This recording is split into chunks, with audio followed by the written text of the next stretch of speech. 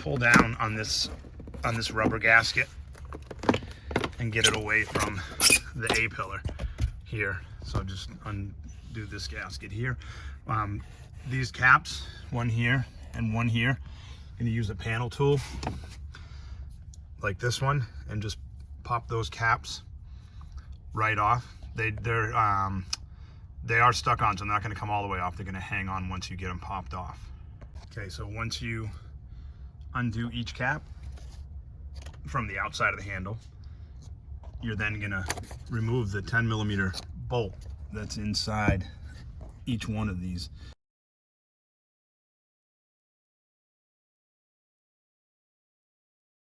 And once you do that, this pillar will detach from the metal pillar.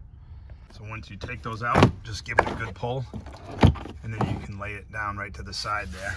And the plug we're looking for is down inside here.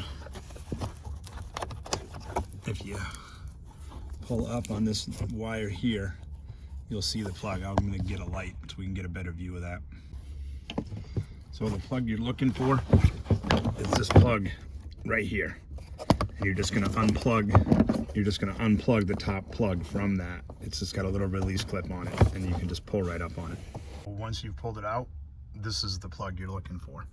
So you'll have the male connector side up here. This one is the one that goes up to the actual cab lights themselves. All right, next thing I'm going to do is go ahead and continue to pull this trim down. Okay, once you got those plugged in, go ahead and just clip this back into there, and then we're going to route our wires right down through here and down under the dash. There are upfitter wires here that you can use. The problem with these is you have to take the battery out of the truck. So if you want to use these to connect to your upfitter switches that are under the hood, or upfitter wires that are under the hood, you can do that. You just are going to have to pull the battery out to access these because they're behind the battery. We easily enough can snake wires through the grommet that's up behind the glove box here and pull them through. That's what we normally do, especially being that there's only 2 wires in here. We usually will snake 4 or 5 through at one time, so that you just have the wires there already. All you're going to do is make your connection to whichever accessory wire you want from the upfitter switches, or if you want to install a toggle switch, which I don't recommend, you certainly could. The upfitter switches the upfitter switch wiring is under the hood. I can show you where that's at. So this is your upfitter relay box. So your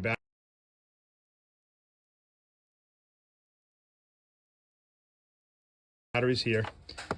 This is the upfitter relay box, and so your upfitter wires, they're all taped up. We have these untaped. You'll find a giant ball of tape around these, and you can just figure out which upfitter switch you want to use. In the instructions, I will give you a printout of which one goes to each switch, and then under here, this fuse right here can be moved forward to well, it's actually forward now. It can be moved backwards, but it's normally here. You pull the fuse out, move this plastic piece forward, and put the fuse back in.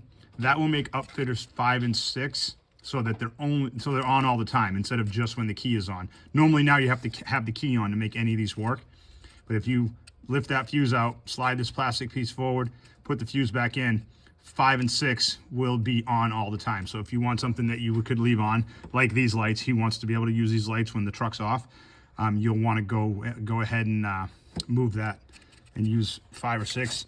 Like I said, we've this harness here has the wires in it that we've run down through that rubber grommet.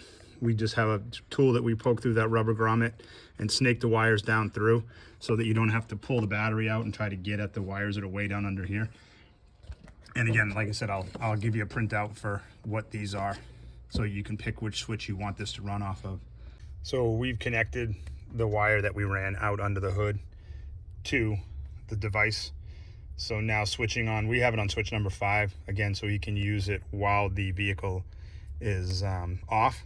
Switching switch number 5 on right now will run the strobe lights. So that's what they look like once they're done.